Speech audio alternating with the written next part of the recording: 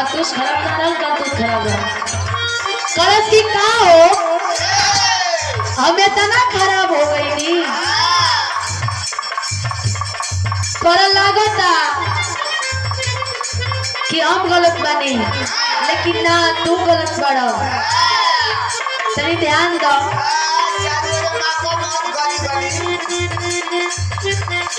बाहर के खाना ज्यादा दिन तक बढ़िया ना हो रिस्पॉन्स मिलेला।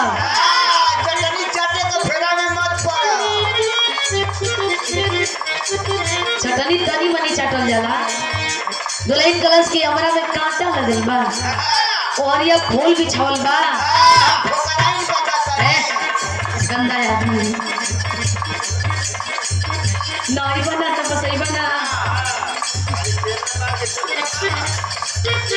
मेरा कलश का कलश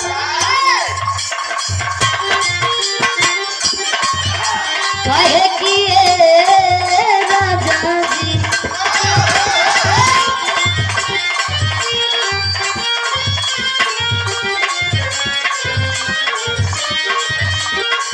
दुल्हन गा दिया ए राजा पहिले नियन नहीं मानेला।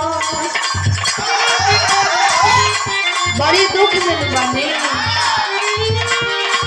आय अपना मेहरी के गैर लेखा जानेला। ए राजा पहिले नियन नहीं मानेला, अपना मेहरी के गैर लेखा जानेला।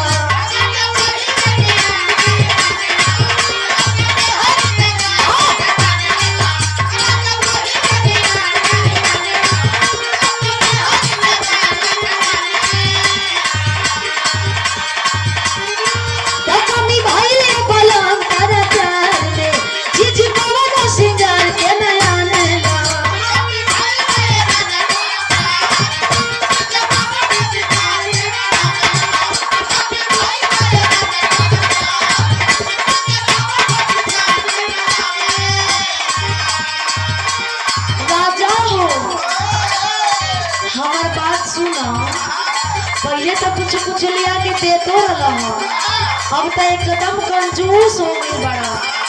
क्या करबा इतना कमा के, अरे कमाई में भोपड़ी लग जाए दे मटी लगन हो।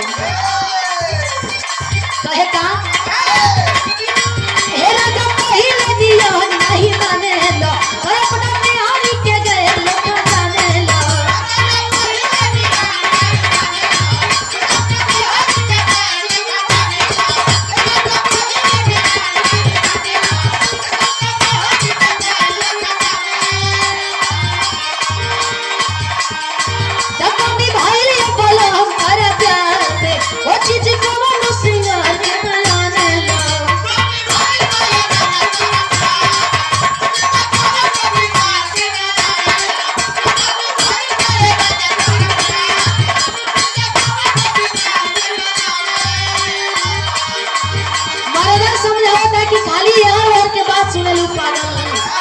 हमार बात सुना, यकीन करे सीख लो।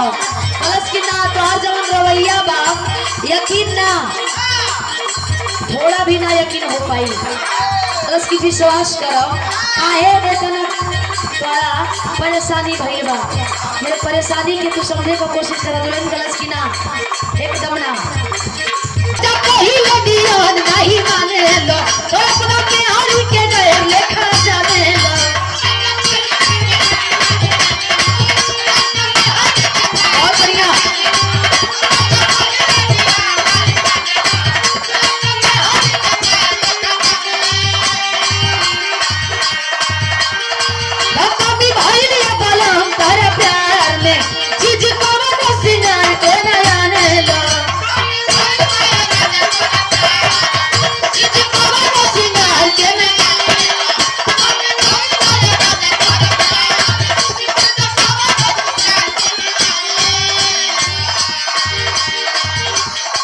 बेहारू के समझावता मरद कलश का अरे सिलवट पर छुड़िया घरेलुए जान सिलवट पर छुड़िया